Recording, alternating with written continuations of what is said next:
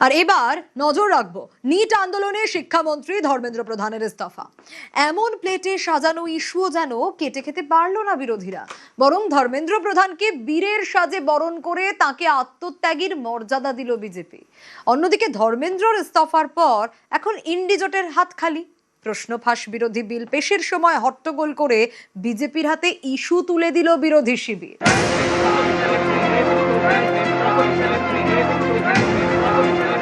সংসদে ধর্মেন্দ্র প্রধানের শরীরী ভাষায় কোনো ক্লান্তি, কোনো অবসাদ নেই।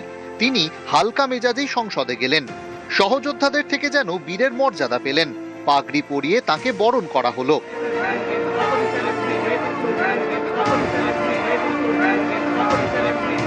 ইস্তফার পর সোশ্যাল মিডিয়ায় দীর্ঘ পোস্ট করেছেন ধর্মেন্দ্র প্রধান। লিখেছেন, দেশ বিরোধী শক্তি যাতে পরিস্থিতি সুযোগ নিতে না পারে তাই তিনি সরে দাঁড়াচ্ছেন।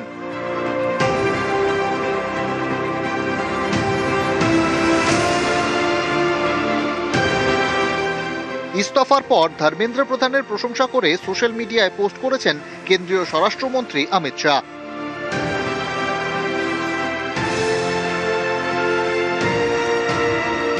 সোমবার সংসদে ধর্মেন্দ্র প্রধানের সংবর্ধনা গেরুয়া শিবিরের কৌশল বদল নয়, বরং দেশের স্বার্থে ধর্মেন্দ্র আত্মত্যাগ করেছেন বলে যে বার্তা তারা দিতে চাইছেন, সেই বক্তব্যেই তাঁরা যে অনড় রয়েছেন তারই প্রমাণ।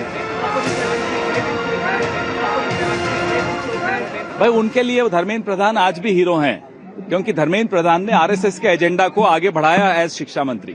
आरएसएस के लोगों को सब जगह वाइस चांसलर बनाया, तो धर्मेंद्र प्रधान तो आरएसएस का हीरो है ही। বিজেপি তার রাজনৈতিক অবস্থান ধরে রেখেছে, তার বিপরীতে ইন্ডি জোটকে দিশাহীনী লাগে। সোমবার সংসদে প্রশ্নপত্র ফাঁস বিরোধী বিল নিয়ে আসে কেন্দ্র, কিন্তু নিট আন্দোলনকারীদের ওপর পুলিশি দমনপীড়নের অভিযোগে বিক্ষোভ দেখাতে থাকেন বিরোধীরা। কেন্দ্রীয় স্বরাষ্ট্রমন্ত্রী অমিত শাহের বিবৃতি দাবি করতে থাকেন তারা। বিরোধীদের হট্টগোলে আলোচনা হয়নি।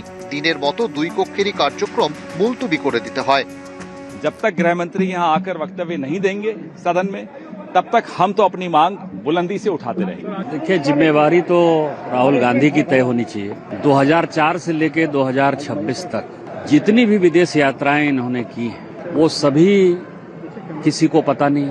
विदेश जाते हैं, किससे मिलते हैं, क्या करते हैं, किस तरह का आंदोलन में शरीक होने के लिए फंडिंग की बात करते हैं, सोरोस के लोग इनकी यात्रा में कैसे थे।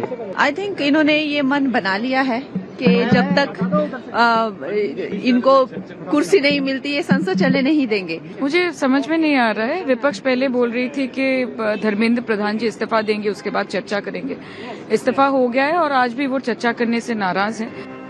বিজেপির প্রশ্ন, স্বচ্ছ পরীক্ষা ব্যবস্থা গড়ে তুলতে বিরোধীদের কি আদৌ সদিচ্ছা রয়েছে? তাহলে প্রশ্ন ফাঁস বিরোধী বিলে বাধা দেওয়া হচ্ছে কেন? সংসদে এই প্রশ্ন তোলার সুযোগ পেয়ে যাচ্ছে বিজেপি। নিউজ 18 বাংলা।